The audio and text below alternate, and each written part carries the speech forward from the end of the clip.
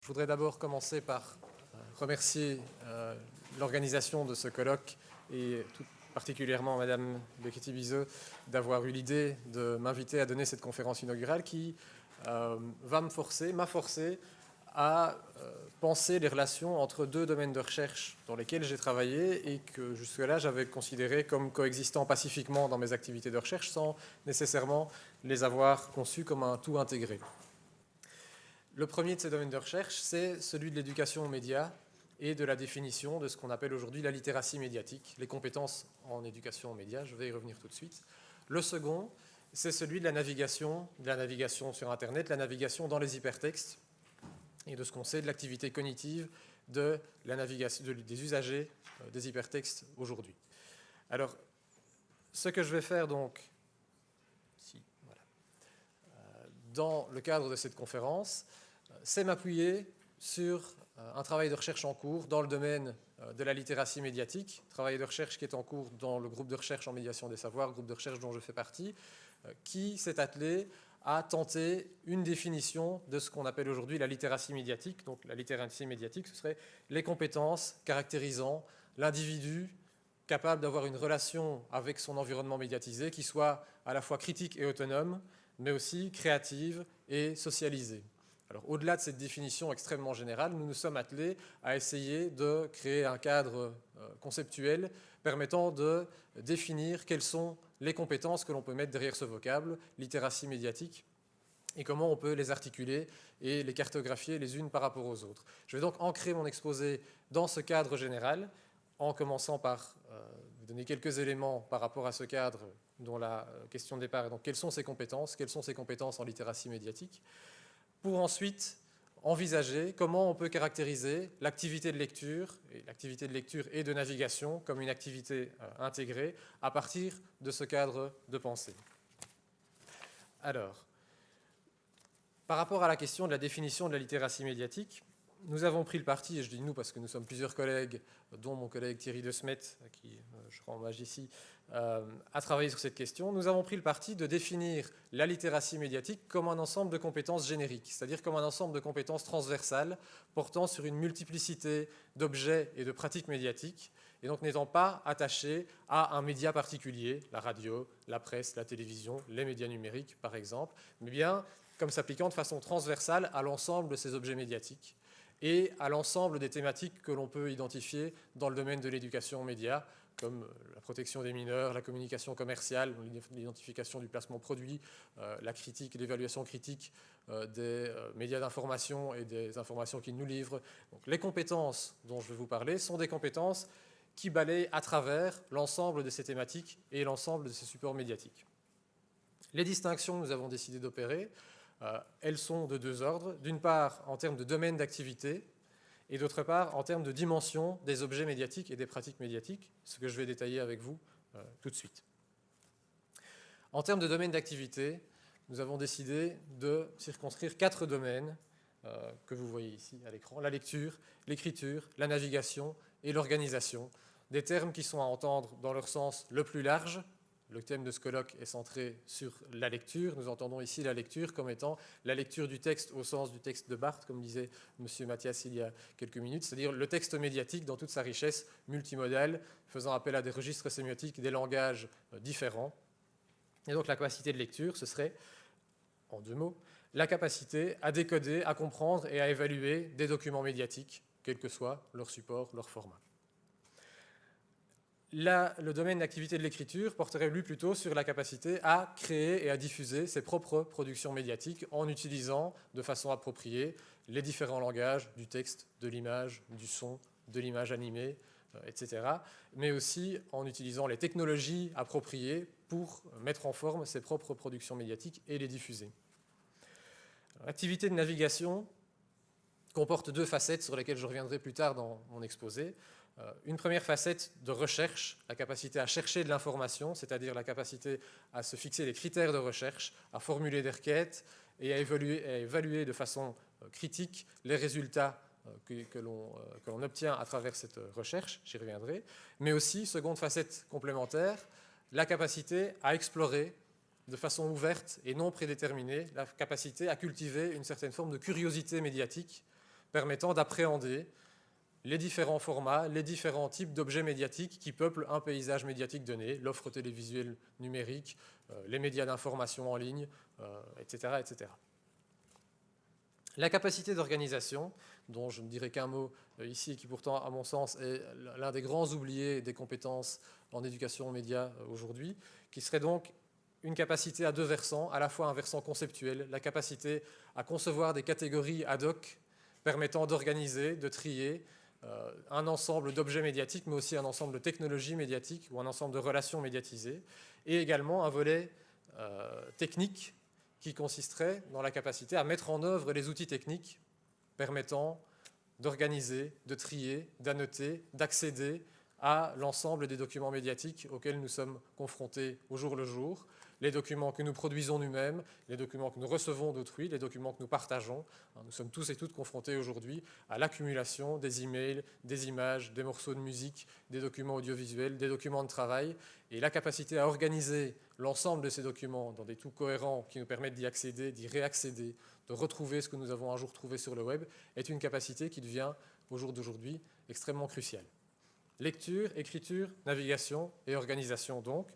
4 domaines d'activité qui ne sont pas indépendants les uns des autres. On peut en concevoir les relations de plusieurs façons. Alors une première façon de concevoir les relations entre ces 4 domaines d'activité serait de les regrouper en termes d'opposition entre réception et production. On a là des activités qui sont centrées sur la réception de contenu médiatique, la lecture et la navigation, et des activités qui sont centrées sur la production de contenu médiatique, l'écriture et l'organisation. Autre façon d'articuler ces différents domaines de compétences médiatiques, on peut les distinguer selon qu'elles portent sur un objet médiatique particulier, lire un document, un texte, un document audiovisuel, ou produire, écrire un document médiatique, ou sur une collection d'objets médiatiques pour en concevoir les relations, naviguer au sein d'un ensemble de documents, ou naviguer par exemple sur Internet, ou organiser des collections de documents que nous créons, que nous partageons, que nous accumulons. Voilà donc pour les 4 domaines d'activité que nous avons décidé de distinguer pour essayer d'articuler différents types de compétences en littératie médiatique. Sur le plan des dimensions maintenant, des objets et des pratiques médiatiques, j'en distinguerai 3. Une première dimension technique, un objet médiatique, quand nous y sommes confrontés, a été produit par une machine médiatique, un dispositif technique qui conditionne en partie son format et aussi sa réception. Et donc la compréhension du fonctionnement de ces machines médiatiques, à la fois pour pouvoir produire nos propres productions médiatiques, mais aussi pour pouvoir les recevoir et les évaluer à leur juste titre, l'évaluation du fonctionnement des machines médiatiques, mais aussi du fonctionnement de leurs interfaces, c'est ce que j'ai ici noté comme étant la sémiotique des machines médiatiques. La plupart des machines médiatiques avec lesquelles nous interagissons aujourd'hui, nous n'interagissons pas avec elles de façon mécanique comme nous pouvons interagir avec les technologies de l'écrit plus anciennes, la machine à écrire, le papier et le crayon. Il y a entre l'outil et nous une interface qui est sémiotisée, qui est un ensemble de signes que nous pouvons actionner pour pouvoir effectivement produire des contenus médiatiques. Donc, première dimension des objets médiatiques, leur dimension technique. Seconde dimension, leur dimension informationnelle. Un document médiatique, c'est un objet qui parle de quelque chose, qui dit quelque chose sur un aspect du monde ou sur un monde possible, un monde fictionnel, et donc qui a un référent que l'on peut essayer d'appréhender et de comprendre à travers l'ensemble de signes que nous propose le document médiatique. Donc, dimension référentielle, informationnelle, référentielle. Un document médiatique, c'est un document qui mobilise un certain nombre de langages, un certain nombre de systèmes de signes qui ont des façons de signifier propres. Une carte conceptuelle n'est pas une photographie, un texte n'est pas une image, et donc il y a une dimension sémiotique dans l'ensemble de ces objets médiatiques. Enfin, une dimension matérielle, tout simplement parce qu'un objet médiatique, c'est un objet qui a une forme, qui a des propriétés formelles que l'on peut considérer en tant que telles. Et enfin, troisième dimension des objets et des pratiques médiatiques, leur dimension sociale, on en a déjà parlé. Tout objet médiatique est produit par un énonciateur, par un producteur qui a un positionnement personnel ou institutionnel. Tout objet médiatique est le plus souvent conçu pour produire un certain nombre d'effets. Quels sont ces effets? Quelles sont les intentions qui sont à l'origine de la conception d'un document, quel est son contexte de production, autant de dimensions sur lesquelles peuvent porter une compétence qui s'applique à un objet médiatique. Alors, le but de cette double distinction, dans le cadre de la création de ce cadre conceptuel sur lequel nous travaillons au sein de notre groupe de recherche, est donc de croiser ces deux types de distinctions, domaine et dimension, de façon à créer une matrice des compétences en littératie médiatique. Le croisement des deux types de dimensions, des deux types de distinctions, nous permet alors de nous focaliser sur l'une ou l'autre des cellules de la matrice et d'envisager qu'il existe une lecture technique, l'appréhension des processus techniques qui ont présidé à la production d'un document médiatique, par exemple. Il existe une navigation informationnelle, le fait de rechercher une information à partir de critères sémantiques donnés. Il existe une écriture sociale, la capacité à produire un document médiatique en s'adressant à un public particulier, en voulant générer des effets particuliers, en s'adaptant au public auquel on s'adresse. Et il existe une organisation technique qui consisterait alors à faire se parler différents types de dispositifs techniques, à faire interagir son téléphone portable avec son ordinateur portable, son lecteur MP3 avec son disque dur en réseau, etc., etc. Je pourrais multiplier les exemples et couvrir l'ensemble des cellules du tableau, mais ce n'est pas l'objet de l'exposé d'aujourd'hui. Ce que je voudrais faire avec vous, c'est explorer la partie supérieure du tableau pour essayer de caractériser les spécificités de la lecture et de la navigation à l'ère des médias numériques. Lire et naviguer à l'ère des médias numériques, qu'est-ce que c'est et quelles sont les caractéristiques des compétences requises que l'on peut pointer du doigt. Je n'entends pas évidemment faire un inventaire complet et exhaustif de la question, mais un premier tour d'horizon au jour d'aujourd'hui sur base de ce cadre de pensée. Alors je procéderai en deux temps. Un premier temps focalisé sur l'activité de lecture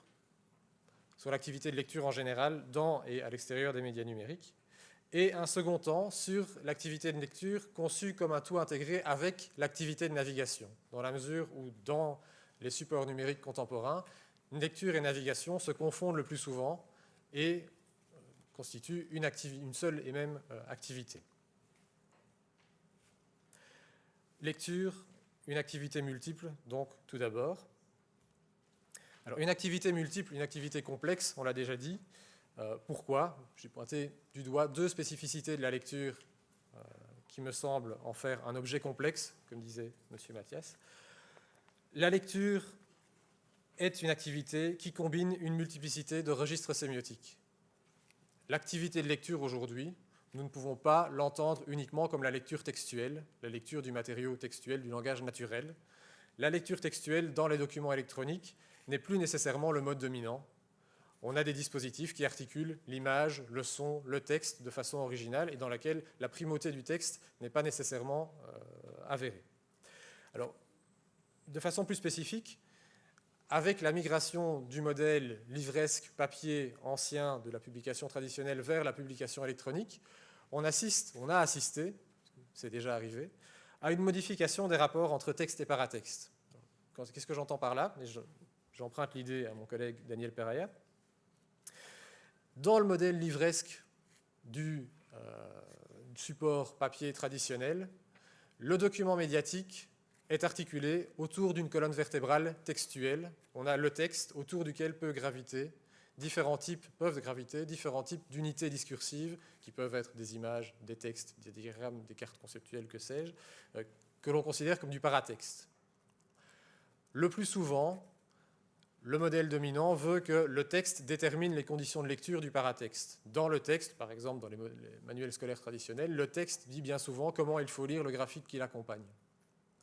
Dans les modes de publication électronique, ces rapports texte-paratexte sont remis en question du fait que le texte n'est plus nécessairement la colonne vertébrale du document. Et donc on a une accumulation d'unités discursives qui peuvent être des textes, des images, des sons, des vidéos, qui ne sont plus à concevoir sur le modèle du texte et du paratexte, mais dont les relations entre unités discursives sont à reconstruire par le lecteur. Et cette reconstruction est une des difficultés de la lecture à l'heure des médias numériques. Alors, pour expliciter cette idée, je voudrais revenir en deux mots sur ce qu'on peut retenir en abstrayant très fort de l'ensemble des modèles issus des théories de la compréhension du discours en psychologie cognitive. Lire pour comprendre, qu'est-ce que c'est? Ça donnait une activité de lecture pour comprendre le discours qui est énoncé. C'est élaborer des représentations mentales, et c'est élaborer des représentations mentales qui soient cohérentes. Cette cohérence, dans le modèle livresque traditionnel, elle est supportée par cette architecture en texte et paratexte. Dans le modèle que j'évoque ici, l'intégration de représentations faisant appel à des registres sémiotiques différents doit être reconstruite par le lecteur et n'est plus nécessairement mise en valeur par la structure même du dispositif textuel ou du dispositif médiatique. Alors on sait que dans l'activité de compréhension des contenus sémantiques d'un objet médiatique donné, la capacité à créer ce qu'on appelle des connexions référentielles est une capacité clé. La connexion référentielle, qu'est-ce que c'est? C'est la capacité à créer des connexions entre les différentes représentations mentales que l'on a pu élaborer d'un même objet à partir de différentes représentations matérielles. Si un même objet est représenté à travers un texte, une image et une animation, l'enjeu de la compréhension, c'est d'élaborer une représentation mentale à partir de chacune de ces unités médiatiques et de créer des connexions entre elles, d'intégrer en un tout cohérent, en une représentation cohérente, l'ensemble des apports respectifs de ces différentes représentations sémiotiques. Alors, ce passage d'un registre sémiotique à l'autre est une difficulté qui a déjà été mise en avant, notamment dans le domaine de l'apprentissage des mathématiques, même si la portée des travaux, par exemple, que Raymond Duval a pu a pu mener dans le domaine de l'apprentissage des mathématiques ont une portée qui s'étend au-delà de ce domaine. Dans ce domaine particulier, Raymond Duval a pu montrer que l'une des difficultés de l'apprentissage des mathématiques, c'était de concevoir un même objet mathématique à partir de représentations différentes qui tablaient sur des registres sémiotiques différents. La capacité, par exemple, à convertir un énoncé verbal, on revient sur la lecture, en une équation ou en une représentation graphique. Il y a des facteurs qui facilitent la conversion d'un registre sémiotique à l'autre. Par exemple, ce que Duval a appelé la congruence des registres sémiotiques, qui tient en différentes choses, dont l'ordre dans lequel les items, les éléments de la représentation sont présentés dans une représentation et dans l'autre. Quand l'ordre est identique, on constate que cette intégration entre différents registres sémiotiques est facilitée pour les élèves. Donc, une multiplicité de registres sémiotiques impliqués par l'activité de lecture et également une multiplicité de modes de lecture. Alors quand je dis mode de lecture, je reviens ici sur la distinction que j'ai opérée plus tôt entre dimension informationnelle, dimension technique et dimension sociale des objets médiatiques. La lecture des objets médiatiques contemporains peut porter sur l'ensemble de ces dimensions, sur la façon dont ils signifient, sur la façon dont ils réfèrent à un objet ou à une situation, sur la façon dont ils ont été produits techniquement, mais aussi sur la façon dont ils s'insèrent dans un dispositif relationnel qui met en contact un énonciateur avec un énonciataire. Alors de ce point de vue-là, les théories disponibles dans le domaine de la compréhension du discours, de nouveau, dans le domaine de la psychologie cognitive, je ne veux pas accabler outre mesure les psychologues cogniticiens, et ces théories sont très utiles pour tout un certain nombre de choses, mais si on prend ces théories et qu'on analyse quels sont les modes de lecture qu'ils mettent en avant, on s'aperçoit qu'on reste très fort cantonné dans la catégorie de l'informationnel. Le modèle stratégique, par exemple, de la compréhension du discours, qui est un des modèles emblématiques de la compréhension du discours, qui a été élaboré par Teun van Dijk et Walter Kinch dans les années 80, a pour architecture générale 2 étapes de construction des représentations mentales. Première étape, la construction de représentations liées à l'organisation du discours, sur base de la lecture des unités discursives, les phrases, les paragraphes, les mots. Il s'agit de la construction d'abord d'une base de texte, c'est-à-dire une représentation des propositions incluses dans le texte, et puis de leur structuration dans d'abord une micro, puis une macrostructure qui articule ces différentes propositions les unes par rapport aux autres. Le but ultime du processus de compréhension étant, sur base de cette représentation de l'organisation du discours, de construire une représentation de ce à quoi il réfère, de la situation qu'il représente, ce que Van Dijk et Kinch appellent un modèle de situation. On est donc à la fois sur des aspects liés au référent et liés à l'organisation du discours, dans ce que j'ai appelé un mode de lecture qui serait un mode de lecture informationnel.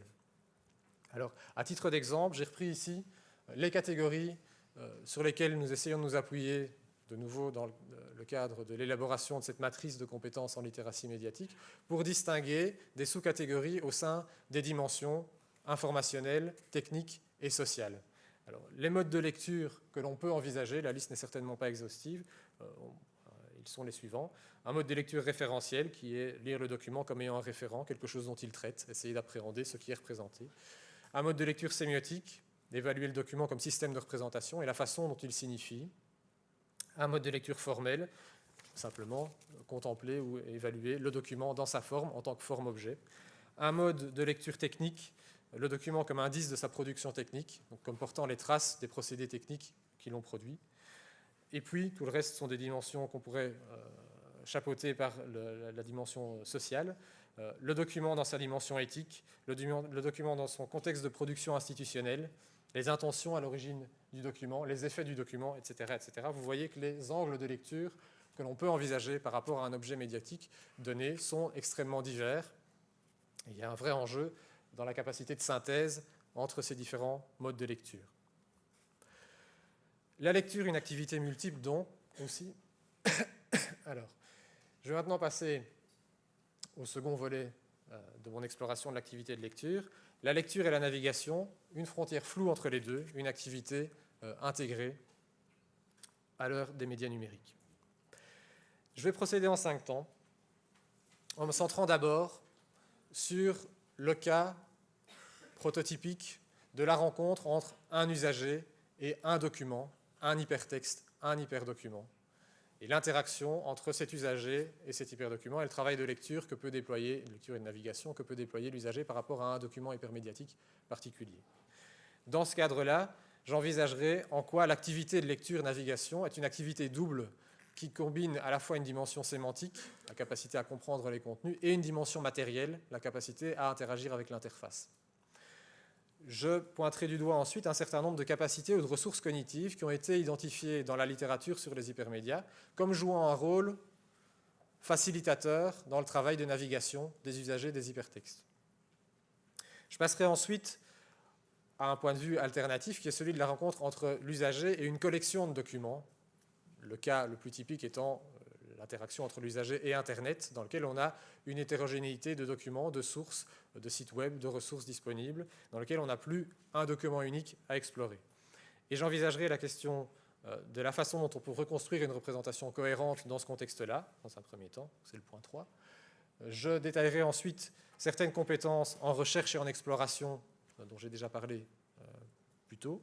Et je terminerai enfin sur des compétences liées à la manipulation de données et à la simulation qui sont offertes aujourd'hui par de plus en plus de dispositifs en ligne qui permettent aux usagers d'interagir avec des ensembles de données de façon interactive pour visualiser de façon créative un certain nombre de relations entre ces données.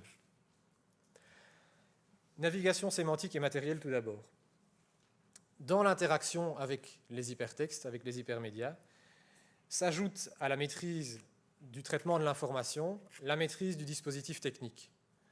La tâche de navigation dans les hypermédias a été très souvent décrite en termes de double tâche, une tâche qui comprend un volet sémantique, la capacité à comprendre le contenu, à la fois de façon locale, page après page, mais aussi de façon globale, d'intégrer en un tout cohérent et de dresser des relations entre les informations rencontrées d'une page à l'autre. Première dimension, dimension sémantique. Seconde dimension, la dimension matérielle. Interagir avec un hypermédia, c'est interagir avec son interface, être capable de comprendre l'effet des différentes manipulations techniques qu'on peut y opérer. Et donc, cette tâche constitue une double tâche dont les deux dimensions s'articulent de façon relativement étroite. On peut parler, dans le chef de l'usager-lecteur, ce que j'ai appelé une présomption de congruence, c'est-à-dire d'une présupposition qui veut que l'interface et la façon dont il est structuré est cohérent et congruent par rapport à l'organisation des contenus sémantiques de l'hyperdocument. Pour comprendre l'organisation du discours, je dois pouvoir me fier sur la structuration du dispositif. Et c'est cette présomption de congruence qui a conduit un chercheur comme Andrew Dillon à parler de forme des espaces informationnels numériques. Plutôt que de parler de structure ou de parler de navigation et d'isoler la navigation technique, l'interaction avec l'interface, avec la compréhension, l'isolé de la compréhension sémantique, Dillon a proposé cette notion de forme ou de shape des espaces informationnels. La perception de la forme d'un espace informationnel, c'est la capacité à utiliser autant des critères sémantiques liés au contenu présenté que des critères formels liés à l'interface de l'hypertexte pour se représenter la structuration globale du discours que représente l'hypertexte que l'on navigue. Et donc, à ce titre-là, on a pu montrer, et j'y ai modestement participé, que la structuration d'un hypertexte, la façon dont il est divisé en pages, la façon dont il est architecturé en sections, en sous-sections, les liens qui sont disponibles entre les pages, cette structuration formelle a bien un impact, une influence sur la compréhension des contenus sémantiques présentés par un hypertexte. Alors, cette façon de se reposer tant sur des critères sémantiques que sur des critères formels interfaciaux dans le chef des usagers d'hypertexte, elle est critique dans la mesure où l'une des différences entre les documents livresques papier de la publication traditionnelle et les documents médiatiques numériques contemporains sont caractérisés par une différence cruciale. Les premiers bénéficient de siècles et de siècles de stabilisation de formats médiatiques et de genre médiatique. Le journal, le livre, le roman, l'article scientifique sont tous des formats médiatiques que nous avons appris à maîtriser, pour certains dans le cadre de l'école, pour d'autres dans le cadre de nos études supérieures ou dans le cadre d'une activité professionnelle, et qui sont ancrés culturellement. Les genres médiatiques numériques propres aux documents numériques sont toujours en cours de création, en cours de stabilisation aujourd'hui. Et donc, il faut bien à l'usager le recours à l'ensemble des informations qui sont à sa disposition, tant sur le plan sémantique que sur le plan interfacial, pour essayer de reconstruire une cohérence sur base des pages qu'il navigue. Navigation sémantique et matérielle, donc. Alors, je passe maintenant aux ressources cognitives, aux capacités cognitives mobilisées par la navigation dans les hypermédias. Alors, de nouveau, la liste n'est pas exhaustive, mais j'ai pointé du doigt les 4 qui reviennent les plus souvent dans la littérature, à mon sens. Alors, les 2 premières, on peut sans doute les imputer à toute forme de lecture ou toute forme de navigation. Ce sont les connaissances antérieures et les capacités métacognitives.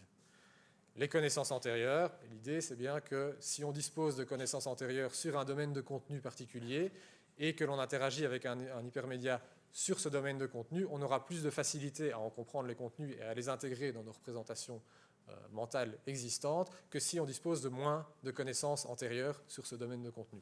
L'idée tombe un peu sous le sens. L'idée des capacités métacognitives est globalement la même. Si l'on est plus capable de surveiller, de monitorer, de gérer de façon active son propre processus de lecture et d'apprentissage, d'objectiver la façon dont on déploie des stratégies de navigation, on sera plus à même à rechercher de l'information dans un hypermédia, mais aussi à en comprendre le contenu globalement. Alors, sur la troisième compétence, l'expérience des hypermédias, de nouveau, on est dans une situation de différence entre le monde du papier et le monde numérique. Il a été montré que plus les gens étaient expérimentés à utiliser les hypermédias et Internet, plus ils avaient tendance à développer des stratégies de recherche efficaces par rapport aux gens qui avaient moins d'expérience vis-à-vis des hypermédias.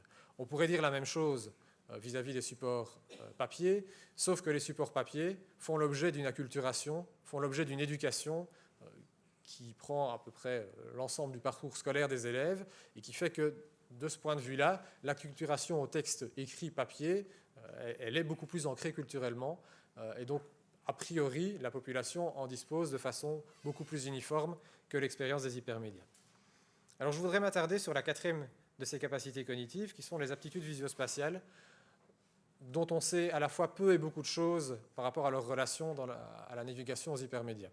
On a qu'à se constater, à travers un certain nombre de recherches expérimentales, que les personnes qui avaient des capacités de visualisation mentale supérieures aux autres, c'est-à-dire la capacité à effectuer des rotations mentales de figures, la capacité à reconstituer des figures complexes à partir de parties qui étaient disposées sur un document papier, donc des capacités d'imagination et de visualisation mentale. Les gens qui disposent de ces capacités plus que les autres ont plus de facilité à naviguer dans les hypermédias. Ces capacités ont une influence sur l'efficacité des sujets dans la recherche d'informations, sur le développement de stratégies de navigation pertinentes par rapport à l'objectif qui est poursuivi par les usagers, et sur la mémorisation de la structure d'ensemble du document.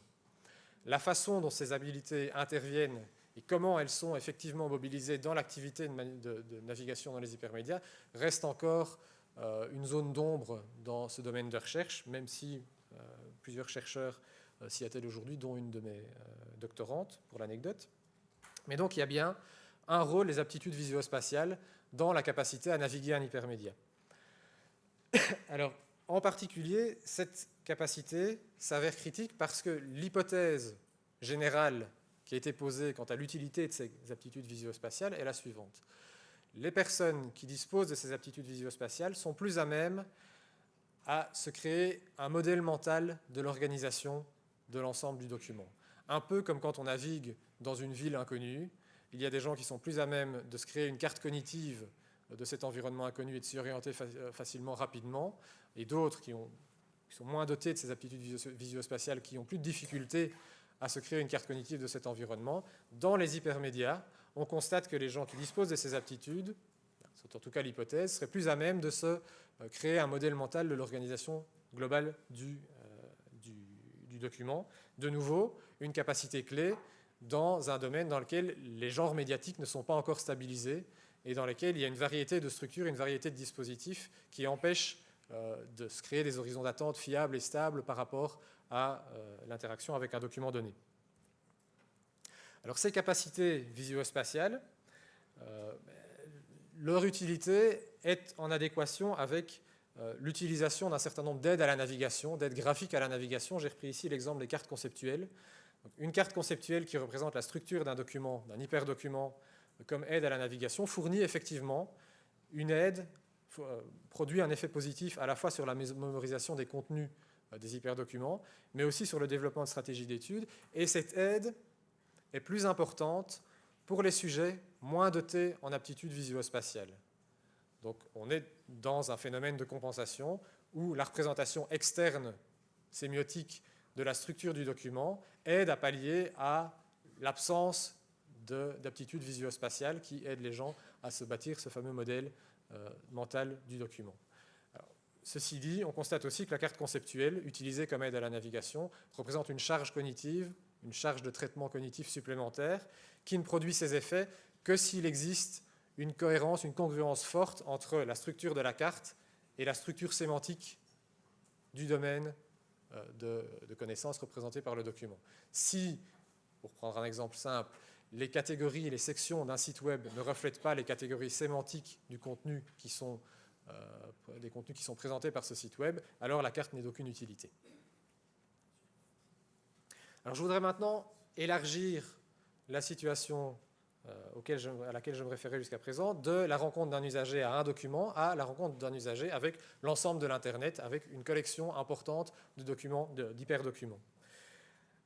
Dans un hypertexte, l'usager, par nature, trace son propre parcours de navigation et, quelque part, le texte tel que lu par l'usager ne correspond jamais de façon exacte au texte tel qu'écrit par l'auteur. Le principe d'un hypertexte, c'est qu'on peut l'explorer de façon plus ou moins libre et donc on n'a pas nécessairement l'ambition de le parcourir dans son entièreté, dans son intégralité, de façon exhaustive, afin de reconstruire l'ensemble de ce qu'il propose. Cette situation, elle est poussée à son paroxysme dans l'interaction entre l'usager et l'Internet en général, dans lequel le texte lu par l'usager n'a plus un auteur unique, n'a plus un énonciateur unique dont on devrait reconstruire le propos de façon cohérente. Et donc, quelque part, dans cette situation d'interaction entre l'usager et l'Internet, la question que j'évoquais précédemment d'appréhender la structure globale du discours présenté par l'objet médiatique, elle ne se pose plus. La structure globale, ce n'est plus la structure globale d'un objet qui a été conçu par un auteur, c'est une structure à reconstruire en fonction du projet de navigation de l'usager. Et cette construction de cette cohérence, elle passe par l'intégration de documents médiatiques foncièrement hétérogènes, de par leur origine, de par leur format, de par leur finalité, qui requièrent une capacité de synthèse, une capacité d'articulation, parfois de points de vue divergents, voire opposés, sur base d'un projet de navigation propre.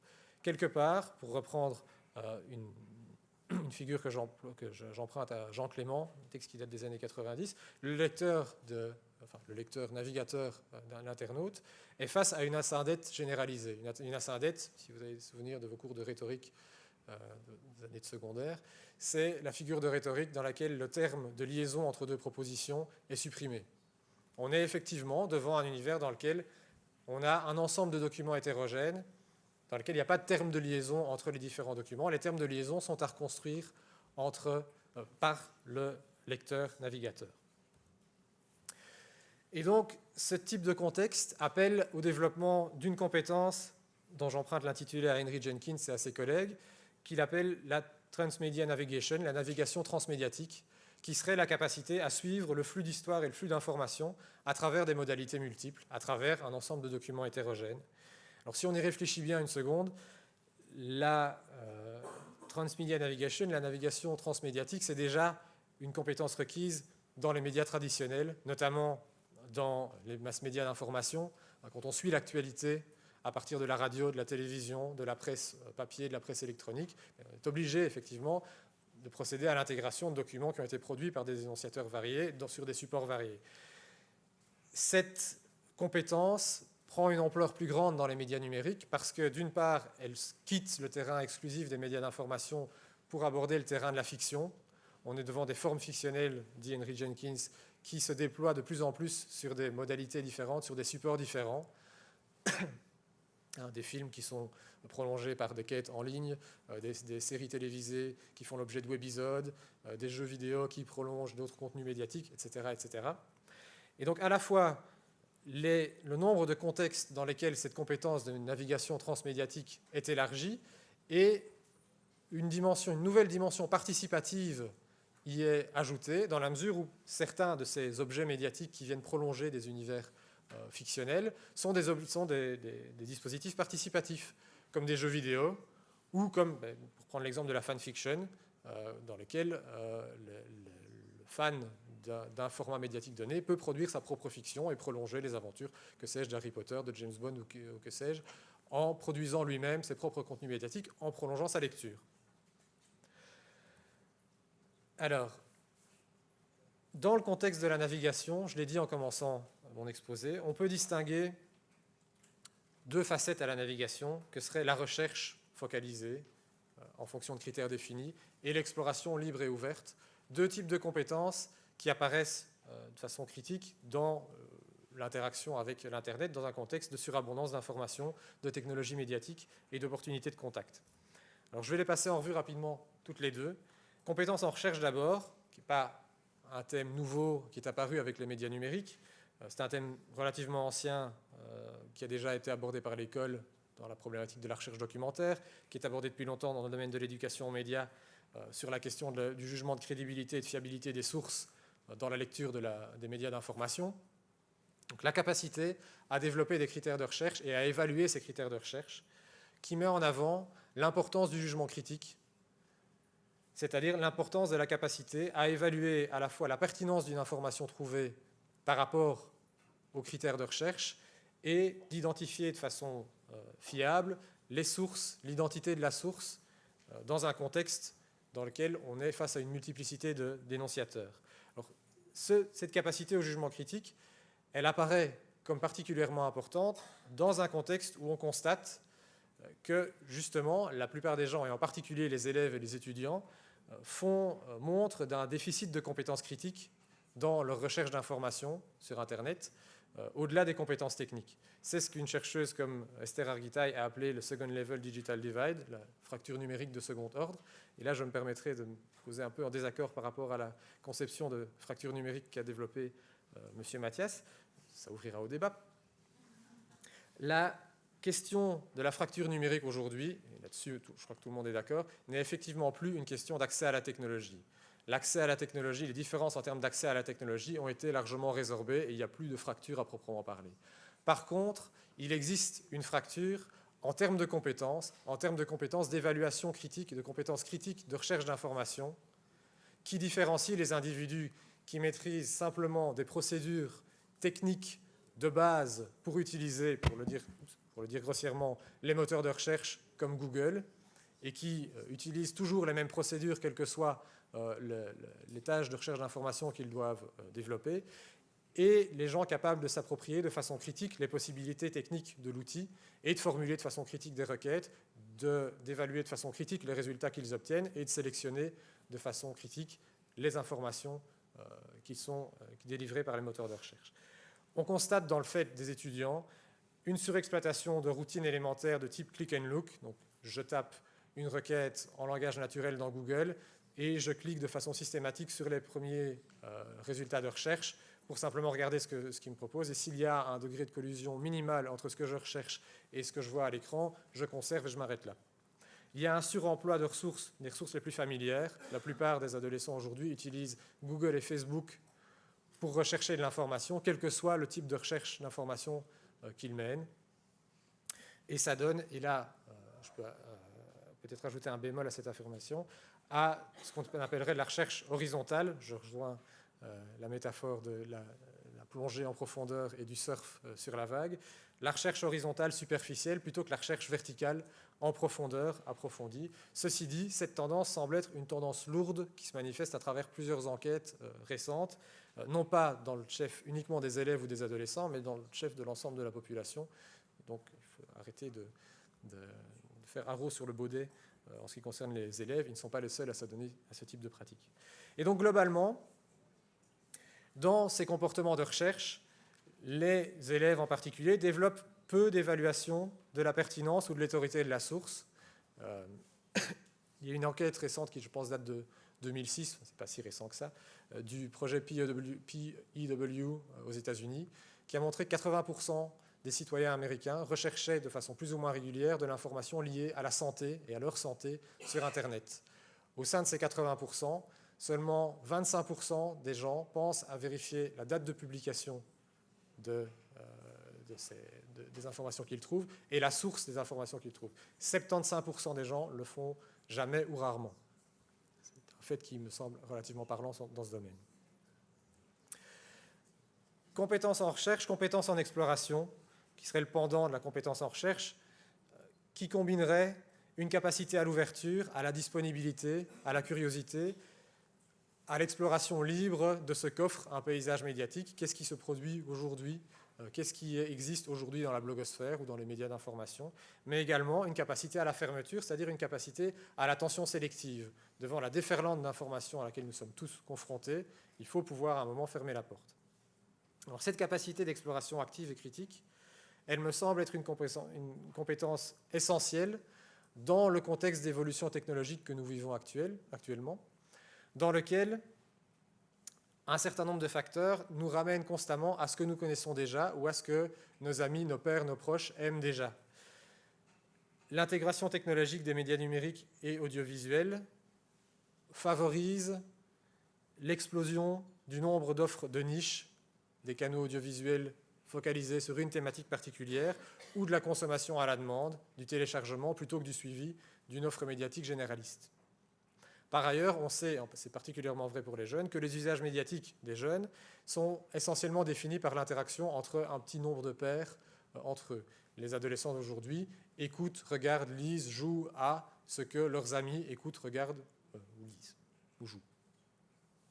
Et enfin, la plupart des dispositifs technologiques de recommandation de contenu, tels qu'on peut les trouver sur Internet, sont basés sur un petit nombre de modèles qui peuvent se résumer au filtrage collaboratif.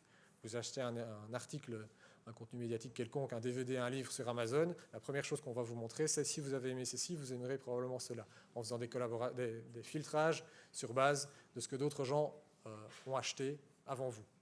Le filtrage collaboratif est l'agrégation de contenus thématiques choisis à la manière des fils RSS dans lesquels on va chercher des thématiques particulières qui sont concentrées, agrégées au sein d'un espace numérique donné. Cet ensemble de facteurs crée une espèce d'écologie médiatique dans laquelle les usagers sont constamment ramenés à ce qu'ils connaissent déjà, à ce que leurs amis et leurs proches connaissent déjà, et va quelque part à l'encontre de cette compétence d'exploration ouverte, active et critique des offres médiatiques. Alors je terminerai par une dernière catégorie de compétences qui concerne la manipulation de données et la simulation. On trouve aujourd'hui sur Internet de plus en plus de dispositifs de données, de dispositifs qui permettent d'interagir de façon dynamique avec des données et d'en explorer les relations de façon dynamique. Aujourd'hui, avec les médias numériques, lire, ce n'est plus seulement lire du texte ou de l'image de façon statique. Ce n'est plus simplement recevoir, c'est aussi interagir avec l'information.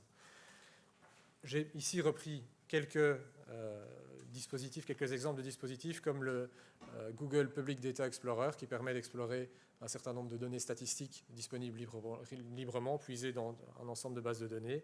Le site data.gov, qui est le site de l'administration américaine en place, qui met à disposition des internautes des ensembles de données relativement riches qu'ils peuvent explorer eux-mêmes de façon libre.